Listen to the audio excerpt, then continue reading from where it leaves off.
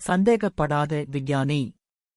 ஒரு மலை உச்சியில் தனித்திருந்த ஆய்வகத்தில் டாக்டர் கபிலன் என்ற விஞ்ஞானி வசித்து வந்தார். அவர் ஒரு கண்டுபிடிப்பாளர், ஆனால் மிகவும் எளிமையானவர்.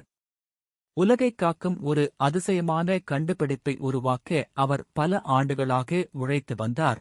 அதுதான் தூய சக்தி மையம், பியோர் எனர்ஜி கோர்.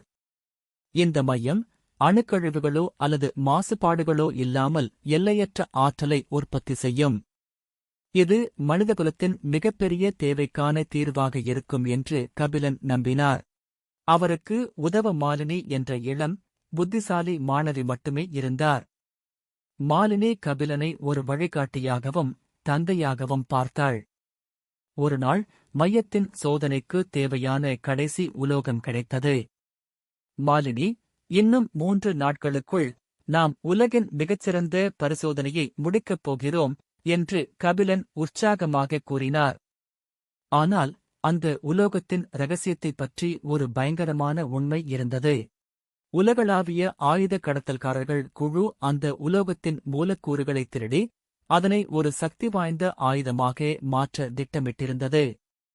அவர்கள் நீண்ட காலமாக கபிலனின் ஆய்வகத்தை கண்காணித்து வந்தனர்.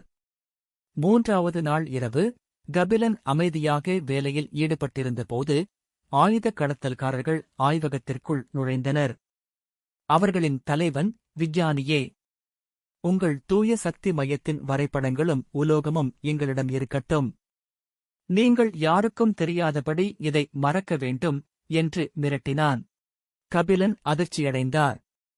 அவர் தனது கண்டுபிடிப்பை வன்முறைக்கு ஒரு கருவியாக பயன்படுத்த நினைத்ததே இல்லை. திடீரென்று ஒரு அலாரம் ஒலித்தது. மாலினி நிலைமையை புரிந்து கொண்டு அவசரமாக ஆய்வகத்தின் வெளியே சென்று மலைப்பகுதியில் ஒரு செயற்கை நிலச்சரிவுக்கான அமைப்பை செயல்பட வைத்திருந்தாள். ஆய்வகத்தை அச்சுறுத்தல்களிலிருந்து காப்பாற்ற அவளுக்கு வேறு வழியில்லை. உடனடியாக நிலச்சரிவுக்கான கற்கள் உருள ஆரம்பித்தன. நாம் மாட்டிக்கொண்டோம். வெளியேறு அலறியபடி ஓடினர். வரைபடங்களையும் முக்கிய உலோகத்தையும் அங்கேயே விட்டுவிட்டு தப்பினர். கபிலன் மாலினியின் துணிச்சலான செயலைப் பார்த்து ஆச்சரியப்பட்டார். மாலினி, உனக்கு எப்படித் தெரியும் என்று கேட்டார். மாலினி சிரித்தபடி, ஐயா, நீங்கள் ஒரு விஞ்ஞானியாக உலகைத் தாங்கிப் பிடிக்கிறீர்கள். அதனால் உங்களையும் உங்கள் கண்டுபிடிப்பையும் இந்த வீடியோ கண்டினியூ பண்ணா like and subscribe bit head channel subscribe பண்ணிக்கோங்க.